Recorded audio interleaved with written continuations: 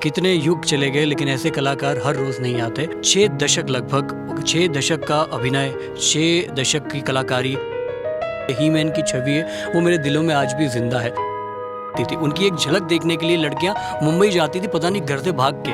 आप सोचिए वो ऑरा उन्होंने उस टाइम देखा था। बदलता हुआ सिनेमा धर्मेंद्र के इर्द गिर्द घूमता है। धर्मेंद्र के साथ पूरा बॉलीवुड चल रहा था, पूरा बॉलीवुड बदल रहा था।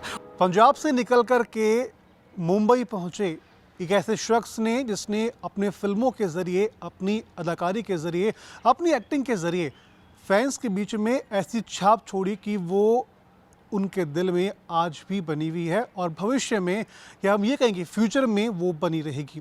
क्योंकि उनकी कलाकारी, उनकी अदाकारी और उनके बोलने का जो तरीका था, उनको लोग आज भी जानते हैं, आज भी पहचानते हैं और आज भी उनके डायलॉग्स को काफ़ी ज़्यादा बोलते हैं। हम बात कर रहे हैं द लेजेंड धर्मेंद्र की, जो हाल ही में हमारे बीच से अभी नहीं है और भगवान के पास वो चले गए हैं। और ये कहें कि देश के लिए बड़ी दुख की बात ये है और फिल्म जगत के साथ में उन फैंस के लिए भी है। लेकिन सबसे बड़ी बात यह है कि आखिर धर्मेंद्र को लेकर के, धर्मेंद्र देओल को लेकर के कई बातें हैं जो लोग जानना चाहते हैं। उनमें सबसे बड़ी बात है कि आखिर धर्मेंद्र थे, उनकी एक्टिंग थी वो कैसे थी।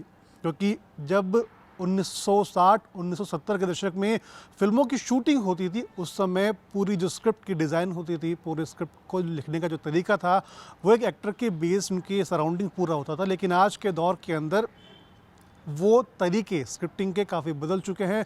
फिल्मों को रिकॉर्ड करने का तरीका है वो भी काफ़ी ज़्यादा बदल चुका है। 1960 के दशक के अंदर फिल्म कैसी थी उस पर हम बात करेंगे, लेकिन उसके साथ में बात करेंगे कि धर्मेंद्र जो थे उनकी एक्टिंग कैसी थी, उनकी एक्टिंग को लोग आज कितना याद करते हैं, उनके कौन से ऐसे डायलॉग्स थे जिनको लोग आज भी काफ़ी ज़्यादा बोलते हैं। उसके लिए हम बात करेंगे हमारे साथ ही हमारे सहयोगी सौरभ से। सौरभ, शुरुआत सबसे पहले उसी से करेंगे कि आखिर धर्मेंद्र थे, जब वो एक्टिंग लाइन के अंदर उनकी शुरुआत की थी, आपने तमाम बातें पढ़ी है, तो कैसी उनकी एक्टिंग रही थी उससे? रौनक जी, सबसे पहले मैं कहना चाहूँगा कि वाकई पूरे भारतवर्ष के लिए काफ़ी ज़्यादा दुखद घड़ी है ये। एक ऐसे अभिनय, एक ऐसे कलाकार का खोना, एक ऐसे कलाकार का चले जाना, इतना बड़ी गैप क्रिएट किया है बॉलीवुड इंडस्ट्री के लिए, सिनेमैटिक इंडस्ट्री के लिए, जो मुझे नहीं लगता कि आने वाले कई वर्षों तक ये पूरा हो पाएगा। कितने युग चले गए लेकिन ऐसे कलाकार हर रोज़ नहीं आते और वो एक युग का अंत ही समझिएगा अगर धर्मेंद्र के देहांत की, उनके निधन की बात की जाए तो। काफ़ी शोक है, काफ़ी दुख है, काफ़ी दर्द है हमारे अंदर भी। हम अक्सर जब खबरें कवर करते हैं और ख़ास तौर पर क्योंकि राजनीतिक पृष्ठभूमि भी उनकी रही है, जो हम आगे लाइव में बात करेंगे, तो ऐसे में तमाम पृष्ठभूमि से निकल के जब धर्मेंद्र जैसा पर्याय भारत को मिलता है, भारत की छवि के तौर पे वो उत्पन्न होता है, तो काफ़ी ज़्यादा दुखदाई होता है ऐसे चेहरे का, ऐसा शख्सियत का, न सिर्फ राजनीतिक, न सिर्फ बॉलीवुड, न सिर्फ सिनेमेटिक, बल्कि ऐसी ग्रेट पर्सनालिटी का हमारे पास से, हमारे करीब से चला जाना काफ़ी दुखदाई होता है। आप बात कर रहे थे उनके अभिनय के, उनके अनुभव की, तो मैं यहाँ तफसील से ये बात बताना चाहूँगा कि 60 साल, 6 दशक, लगभग 6 दशक का अभिनय, 6 दशक की कलाकारी, 6 दशक का अनुभव उन्होंने कैमरे में, तस्वीरों के ज़रिए, अपने शब्दों के ज़रिए, अपने चेहरे के इमोशंस के ज़रिए भारतीय जनता के सामने प्रदर्शित किया था। और वो अभिनय, वो अनुभव, वो इमोशंस आज भी हमारे दिलों में तरोताज़ा है, ये आप भी बखूबी जानते हैं। जब उनके अभिनय की बात होती है तो आप इस चीज़ का अंदाज़ा लगा लीजिए, तकरीबन 300 से ज़्यादा फ़िल्में उन्होंने की है और एक एक फ़िल्म, जो धर्मेंद्र का हार्डकोर फ़ैन होगा वो उस एक एक फ़िल्म को, उसकी एक एक कहानी को, उसके एक एक डायलॉग को रट के दुनिया के सामने बता सकता है। इस लेवल का उन्होंने हमें सिनेमा से जोड़ा है। ये वो कुछ जड़ें हैं हमारे भारतीय सिनेमा की, जो वाकई में एक भारतीय दर्शक को सिनेमा से ताल्लुक़ रूबरू करवाती है। वो बताती है दुनिया के सामने कि क्या होती है भारतीय संस्कृति, कैसा होता है भारतीय सिनेमा। आपने बीच में रोकना चाहूँगा, आपने बात की उनके डायलॉग्स की। ऐसा कोई डायलॉग जो आपको याद हो और आप हमेशा गुनगुनाते हो, गाना उनका हो, डायलॉग हो कुछ? मैं स्वाभाविक रूप से कहूँ, क्योंकि मैं उन इस ऐसे वक्त में कुछ भी गलत नहीं बोलना चाहता, क्योंकि इतनी दुखदाई घड़ी है। लेकिन स्वाभाविक रूप से कहूँ कि उनके फ़िल्म में जो शोले फ़िल्म के जो तमाम सारे डायलॉग थे, वो मुझे आज भी मुँह ज़ुबानी याद है। हालाँकि 1-2 शब्द ज़रूर इधर-उधर हो सकते हैं, लेकिन ऐसे तमाम सारी उनकी कई फ़िल्में रही होंगी जो मेरे दिल के काफ़ी करीब है। मेरा तो उम्र भी ज़्यादा नहीं है, आई एम जस्ट 25, लेकिन आप ज़रा सोच के देखिए कि अगर मेरे जैसा युवक जो उनके पीक आवर को, उनके पीक टाइम को मैंने अपने प्रत्यक्षदर्शी भी नहीं रहा, मैंने उनके पीक मोमेंट को अपनी आँखों से भी नहीं देखा, स्टिल उनकी जो छवि है, ही मैन की छवि है, वो मेरे दिलों में आज भी ज़िंदा है। तो आप वही सोच के देखिए कि किस ऑरा को वो लेकर चले आ रहे थे। जैसा कि मैं बता रहा था कि 300 से ज़्यादा फ़िल्में उन्होंने की अपने इस करियर में। और आप सोचिए कि उन्होंने उस ऑरा को तब क्रिएट किया जब शायद मेरे या मेरे पिताजी का जन्म भी नहीं हुआ था।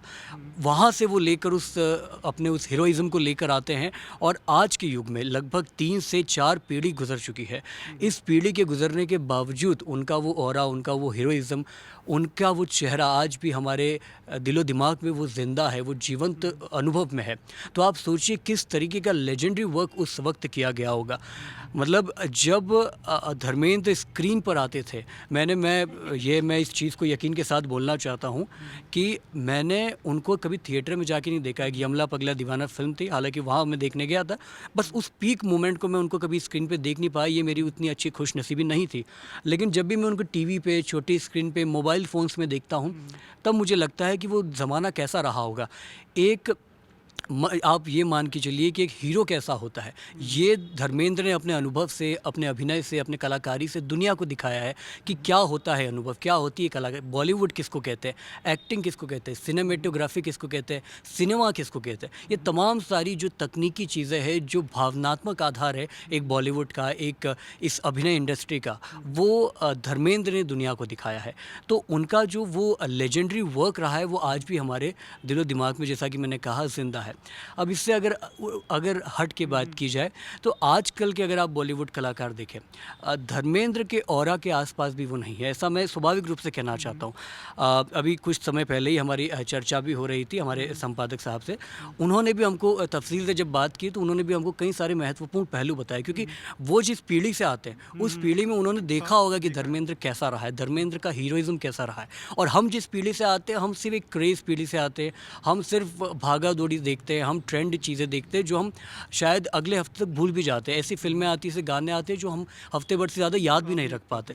तो हम दौड़ती हुई पीढ़ी है।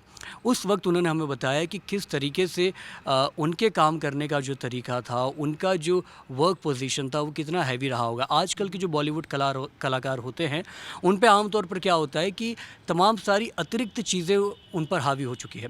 यानी कि मान लीजिए कि अगर आप एक थिएटर में कोई फ़िल्म देख रहे हैं, उसमें अगर आप किसी बॉलीवुड कलाकार को देख रहे हैं, कोई ऐसे एक्टर को देख रहे हैं जो अभिनय कर रहा है, तो ज़रूरी नहीं है कि आपका ध्यान सिर्फ उस एक्टर पे हो। उसके अतिरिक्त 10 तरह की चीज़ें होंगी। जैसा कि पहले भी बात जब हम संपादक साहब से कर रहे थे, उन्होंने उदाहरण दिया बाहुबली का।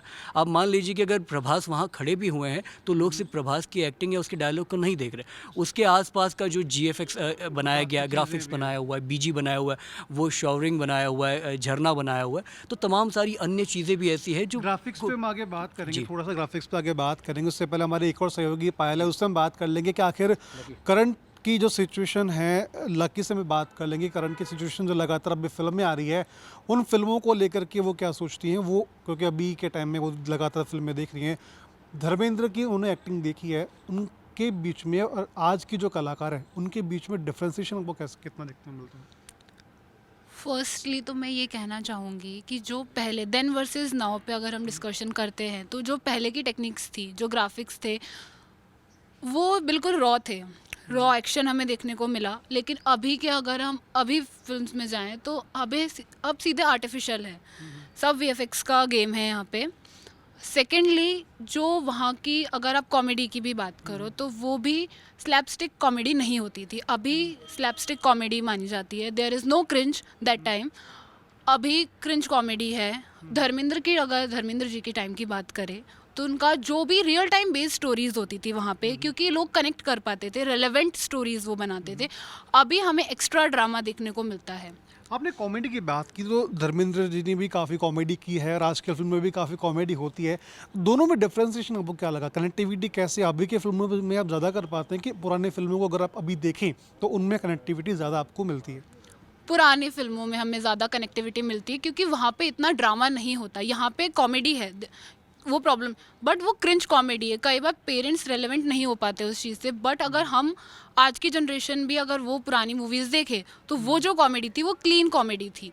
अभी क्योंकि मूवीज़ ओटीटी पे भी आती है तो वहाँ पे डार्क एंड हम बोल सकते हैं एक्सपेरिमेंटल जो मूवीज़ होती है उनका अभी चलन बहुत ज़्यादा है। इस वजह से कॉमेडीज़ पहले की ही क्लीन है, अभी वो डार्क कॉमेडी बनती जा रही है। ठीक है, मेरा आपसे थोड़ा सा टेक्निकल सवाल रहेंगे कि टेक्निकल की अगर बात कर लें, पहले के फिल्मों के जो टेक्निकल टीम थी काफ़ी ज़्यादा एक्टिव थी, लेकिन इतनी नहीं थी जितने आज के टाइम में। तो आज के फिल्मों में टेक्निकल चीज़ों में कितना आपको बदलाव दिखता है पहले के ज़माने में?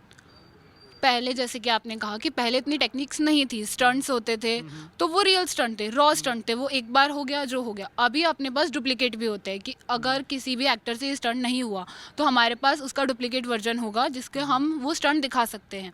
पहले के टाइम में हीरो को ज़्यादा स्क्रीन टाइम मिलता था, अभी के टाइम में जो हीरो का स्क्रीन टाइम है वो वीएफएक्स ने कवर कर लिया। हम ज़्यादातर बीजी वीएफएक्स और इन्हीं सब चीज़ों को एक्शन ज़्यादा देखते हैं, हम ऑनलाइन एक्शन जिसको हम बोल सकते हैं।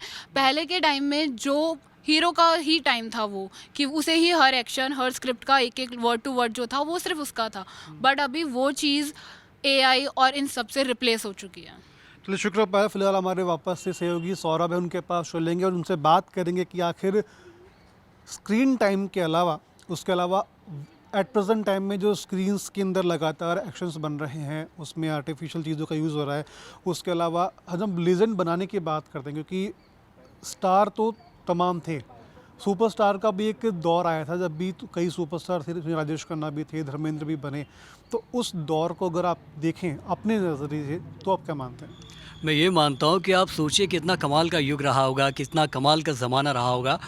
आज तो सोशल मीडिया आ गया, आज आपको पता भी नहीं होगा कि आपके पास में कोई स्टार खड़ा है, इन्फ्लुएंसर खड़ा है। मतलब इतना मामूली हो गया है 2 मिलियन 4 मिलियन फॉलोवर्स होना कि कहिए मत, मतलब इतना आसान है। लेकिन आप सोचिए वो ज़माना कब रहा होगा जब इतने सारी बड़ी संख्या में भारतीय आबादी में निकल कर 5 से 8 सितारे आपको मिलते थे और वो 8 सितारे उस चरम पर पहुंचते थे जो पूरे भारतीय दर्शकों का नेतृत्व करते थे। आज आपकी शख्सियत कैसी है, मेरी शख्सियत कैसी है, या कि हमारे पिताजी किस तरीके से कपड़े पहना करते थे, किस तरीके से वो हमें डांटा करते थे, किस तरीके से हमको लथाड़ा करते थे, ये सब चीज़ें कहीं ना कहीं सिनेमा से ही आती थी। जैसा कि आप पहले भी जानते हैं, आपने सुना भी होगा कि जो सिनेमा होता है वो समाज का आईना होता है, वही आईने को बनाने वाले थे वो लोग।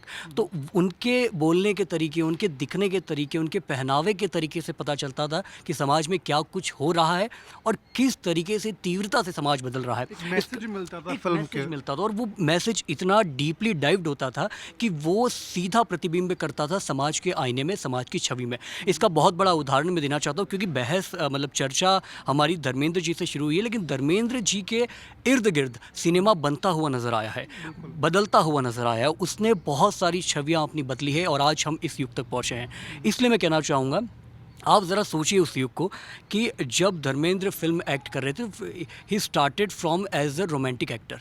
वो एक रोमांटिक एक्टर हुआ करते थे, स्लो एक्टर हुआ करते थे, बहुत इमोशनली डायलॉग किया करते थे। तो वो ज़माना था वैसा। उस समय अगर आप देखें तो हम और आप तो क्या कंपेयर करेंगे, उस ज़माने उनके पीछे जो लड़कियाँ पागल हुआ करती थी, अपने कपड़ों पर उनका नाम लिखवाया करती थी, उनकी एक झलक देखने के लिए लड़कियाँ मुंबई जाती थी, पता नहीं घर से भाग के। आप सोचिए वो ऑरा उन्होंने उस टाइम देखा था। लेकिन जैसे जैसे उनके इर्द गिर्द युग बदला, बॉलीवुड बदला, वैसे उन्होंने एक्शन हीरो का किरदार हासिल किया और वही एक्शन किरदार उन्होंने बखूबी हासिल किया और उसको बखूबी जब चेहरे सिनेमा में प्रदर्शित किया तब उनको ही मैन का खिताब मिला। तो आप सोचिए कि एक वही व्यक्ति, एक वही शख्सियत जो एक समय एक रोमांटिक एक्टर माना जाता था, चॉकलेट बॉय माना जाता था, उसने अपने आप को कितनी बखूबी रूप से ऐसे तब्दील किया कि वो एक ही मैन हीरोइज्म के तौर पे पेश आने लगा। तो बदलता हुआ सिनेमा धर्मेंद्र के इर्द गिर्द घूमता है। अब मैं यहाँ एक और बहुत महत्वपूर्ण चीज़ कहना चाहता हूँ कि उन्हीं के इर्द गिर्द जब समाज बदल रहा था तो उसका सबसे बड़ा उदाहरण बॉलीवुड ने तब दिया जब आपने देखा होगा कि जब बॉलीवुड इंडल्ज होना शुरू हुआ था तब जो वहाँ की हीरोइनें हुआ करती थी उनका पहनावा अलग होता था। लेकिन धीरे धीरे जब धर्मेंद्र की अगली फिल्मों में आप जाएंगे तो मैं ये नहीं कहूँगा कि कपड़े छोटे होते गए, बस मैं ये कहूँगा कि जो महिलाओं का पहनावा मॉडर्नाइज होता गया। हम इस चरम पर आ गए हैं जब महिलाएं आपको हीरोइंस आपको बिकनी में नजर आएंगी। तो ऐसा नहीं कि ये अभी का बात है, आप अगर 90s की 80s की बॉलीवुड फिल्म देखेंगे तो वहाँ भी एक्ट्रेसेस ने काफ़ी बोल्ड स्टेप लेते हुए बिकनी धारण की है और धर्मेंद्र की खुद की कई तस्वीरों में वो देखने को मिली है। तो आप सोचिए कि सिर्फ धर्मेंद्र नहीं चल रहे थे, धर्मेंद्र के साथ पूरा बॉलीवुड चल रहा था, पूरा बॉलीवुड बदल रहा था और उस बदलते बॉलीवुड के चश्मदीद हमारे से पहले हमारे पिताजी उनके पिताजी बने हैं। हालांकि हम आज भी सिर्फ तस्वीरों में से पुरानी फिल्मों के ज़रिए उनको याद करते तस्दीकी करते, लेकिन आप वही मैं एक बार फिर कहना हूँ कितना शानदार युग रहा होगा कि जब हमने बदलता हुआ सिनेमा देखा है, बदलते हुए सिनेमा का अनुभव किया है। जी तो बदलते सिनेमा की हम बात कर लें, बदलते सिनेमा के अंदर उन्होंने कई फिल्में भी की है जिसमें अब यमला पंगा दीवाना आप मान लीजिए, आप अपने मान लीजिए, और एट प्रेजेंट टाइम उनकी एक मूवी आ रही है 21 जो उनके शायद पोते की मूवी होगी जिसमें भी धर्मेंद्र का किरदार है वो काफ़ी ज़्यादा इंस्पायरिंग है और काफ़ी ज़्यादा इम्प्रेसिव है। बिल्कुल, आप सोचिए मतलब कि 6 दशक का तो उनका कार्यकाल रहा है और अब जाने के बाद भी उनकी एक फ़िल्म आ रही है 21 जैसा कि आपने ज़िक्र किया। अब ये फ़िल्म का प्रमोशन और बाकी सब चीज़ें एक तरफ रख दिया जाए तो ये फ़िल्म कहीं न कहीं दिल के करीब इसलिए होगी क्योंकि हम शायद आखिरी बार उनको अभिनय करते हुए देखेंगे। तो ये इसीलिए मुझे लगता है कि जो भी भारतीय सिनेमा दर्शक है उनके दिल के काफ़ी ज़्यादा करीब होगी। ये आखिरी बार होगा जब उनके डायलॉग को देखेंगे, उनकी मुस्कुराहटों को बड़े पर्दे पे देखने जा रहे हैं। तो ऐसे में काफ़ी ज़्यादा भावनात्मक पल होगा, शायद मेरे लिए भी, शायद आपके लिए भी और तमाम उन भारतीय दर्शकों के लिए जो सिनेमा के लिए कायल है, पागल है, मतलब वो चाहते हैं कि बॉलीवुड हमें नया कुछ दिखाता रहे। तो ऐसे में इस तरह की फ़िल्में आती रहनी चाहिए। मेरी तो ऊपर वाले से प्रार्थना है कि वो जहाँ भी रहे हमको उनका आशीर्वाद प्राप्त हो और जो भी बॉलीवुड में जो बड़े बड़े कलाकार हैं, नए नए युग के कलाकार हैं, उनको उनका आशीर्वाद प्राप्त हो अनुभव के तौर पे, अभिनय के तौर पे। ऐसे में ये जो फिल्म आ रही है 21, मुझे लगता है कि आप सोचिए कि आज तक धर्मेंद्र ने जाते जाते ये प्रमाण दिया है कि मैं अभी भी तुम्हारे बराबर हूँ। ऐसा नहीं है कि तुम नए जनरेशन हो तो तुमने मुझे भूल गया या पीछे छोड़ दिया। मैं आज भी उस ओहदा रखता हूँ, आज भी वो ओहदा रखता हूँ कि आज भी मैं तुम्हारे साथ ऐसी जगह बैठा हुआ हूँ कि तुम्हारे जो मुकाबला कर रहा हूँ और तुम्हारे जैसे दर्शक, तुम्हारे जैसे नए बुद्धि के दर्शक, नए ब्रेन के दर्शक जो अपने आप को पता नहीं क्या समझते हैं, वो दर्शक भी मुझे देखने के लिए आएंगे सिनेमा में और तब वो महसूस करेंगे कि क्या होता है हीरो। फिल्म के अंदर फ़र्क भी काफ़ी पड़ेगा कि जब वो फिल्म के अंदर आएंगे तो निश्चित तौर पर उनके फैंस तो आएंगे, बाकी के अदर जो लोग हैं वो भी उनकी एक्टिंग को देखने के लिए आएंगे। चलिए मेरा लास्ट सवाल आपसे रहेगा, टेक्निकल चीज़ों पे अगर मैं बात कर लूँ, 1960-70 की फिल्में थी, वहाँ पर लगभग हम, क्योंकि हमारी पहले सहयोगी थी लकी, उससे भी हम बात कर रहे थे कि फ़िल्म के तरीक़ों को लेकर के 1960 के दौर में, 70 के दौर में एक्टर है लगभग हर एक्टिंग खुद करते थे, लेकिन आज के टाइम में VFX का आपका आ गया, आर्टिफिशियल इंटेलिजेंस आपके आ गए, कई ऐसे तरीके आ गए जैसे कि एक्टर की एक्टिंग तो करते हैं बट कई ऐसे रोल्स होते हैं जो उनके बॉडी डबल करते हैं, फिर कोई दूसरे करते हैं। बिल्कुल, देखिए इस पे मेरा एक तर्क क्या है कि तमाम बदलाव आ सकते हैं तकनीकी रूप से, लेकिन जो मूल होता है वो हमेशा मूल ही होता है। अगर आप मूलतः अगर किसी चीज़ में प्रामाणिक नहीं है, किसी चीज़ में सशक्त नहीं है, तो आप तमाम सारी तकनीकों का उपयोग कर लीजिए लेकिन आप पकड़े ज़रूर जाएंगे। हम पत्रकारिता कर रहे हैं, अगर आपको खबरों का सेंस नहीं है, आपको वो इंटेलेक्चुअली आप उतने डेवलप्ड नहीं है कि जर्नलिस्टिक पॉइंट ऑफ व्यू में आप कौन सी खबर सही है और किसे किस तरीके से प्रदर्शित करना है, अगर आपको उसका अंदाज़ा नहीं है तो आप ChatGPT 10 तरीके का उपयोग कर ले, आपका कुछ नहीं होना। तो ऐसी तमाम सारी चीज़ें हैं कि मूल हमारा जो मूल है वो उस रूप से हम सशक्त होने चाहिए। अब आप सोचिए, आज भले ही तमाम सारी तकनीकें आ गई, VFX आ गया है, AI और तमाम तरह के बॉडी डबल्स आ गए हैं। खुद बॉलीवुड के या एक्टर्स को या हॉलीवुड के एक्टर्स को स्टंट करने की आवश्यकता नहीं है, बॉलीवुड जो बॉडी डबल्स है वो उनके लिए कारगर है। ऐसे में लेकिन बावजूद इसके फिर भी अगर आप कभी किसी बॉलीवुड एक्टर से बात करें या तमाम इंटरव्यू आपने भी लिए हैं तो वो एक चीज़ ज़रूर याद करते हैं, वो अपना जो मेंटोर बताते हैं वो कहीं ना कहीं पुराने एक्टर्स को ही बताते हैं, वो बताते हैं कि हमने वहीं से सीखा है। तो यानी कि ये जो शिक्षा चली आ रही है, ये जो अपने आप में ये जो पुराने लेजेंडरी एक्टर्स है वो सिर्फ एक शख्सियत नहीं थे, एक एक्टर्स नहीं थे, वो खुद एक संस्थान थे। उस संस्थान से जो सीखी हुई परिपाटी है वो आज के बॉलीवुड एक्टर्स में भी काम हो रही है, बशर्ते सही स्वाभाविक सी बात है कि तमाम सारी तकनीकी ज़रूर हावी होगी अभिनय पे, लेकिन अभिनय आज भी उस जगह खड़ा है। अगर किसी फ़िल्म में अभिनय नहीं होंगे तो मैं आपको ऐसे तमाम एक्टर्स ऐसे मैं आपको गिना दूँगा, जो अभिनेता गिना दूँगा, जो इन तकनीकी चीज़ों के बावजूद भी आज फ्लॉप हैं। अब मैं उनका नाम याद लेना नहीं चाहूँगा, लेकिन ये बात सही है कि जब तक अभिनय नहीं होगा, जब तक आपको एक्टिंग नहीं आएगी, तो कुछ एआई से या किसी भी तरीके वीएफएक्स से आपका कुछ नहीं होना, वो फ़िल्म फ्लॉप ही होगी। हो सकता है कि एक बार गलती से आपको दर्शकों ने पसंद कर लिया, लेकिन दूसरी फ़िल्म में आपको दर्शक वहीं बैठा देंगे जहाँ से आप आते हो। जी। बिल्कुल, शुक्रिया सौरभ, आपका तमाम जानकारी आपने शेयर की है। तो धर्मेंद्र जी को लेकर के तमाम जानकारी थी, उनके 1960 से लेकर के अभी तक के दशक के अंदर, यानी कि पिछले 60 सालों में कई ऐसे फिल्में उन्होंने दी है जिसको लेकर के उनकी एक्टिंग को आज लोग याद करते हैं, उनके डायलॉग्स को लोग आज याद करते हैं। और हाल ही में उनकी फिल्म आएगी नई 21, उसमें भी उनका एक्टिंग है वो आपको देखने को मिलेगी। उम्मीद करते हैं कि उसके ज़रिए आप बढ़िया ट्रिब्यूट है धर्मेंद्र जी को हम दे पाएंगे। तब तक के लिए आप देखते रहिए पंजाब केसरी राजस्थान।